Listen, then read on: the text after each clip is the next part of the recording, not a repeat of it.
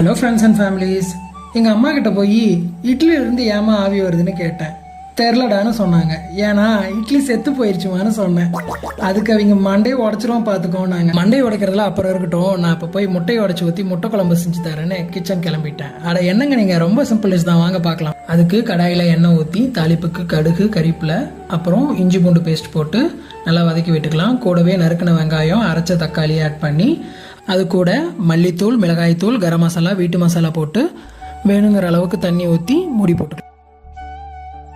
நல்லா பச்சை வாசம் போய் கொதி வந்துருச்சு. இந்த டைமில் முட்டையை உடச்சி ஊற்றி ஸ்லிம்மில் வச்சு மூடிக்கலாம். இப்போ 90% வெந்துருச்சு. இப்போ முட்டையை அப்படியே திருப்பி போட்டு கொத்தமல்லி போட்டு இறக்கினா சூப்பரான உடச்சி ஊற்றின முட்டை குழம்பு ரெடி. இந்த மாதிரி ஃபுட் ரிலேட்டட் வீடியோஸ் பிடிக்கும்னா எங்கள் சேனலை சப்ஸ்கிரைப் பண்ணிக்கோங்க. தேங்க்ஸ் ஃபார் வாட்சிங்.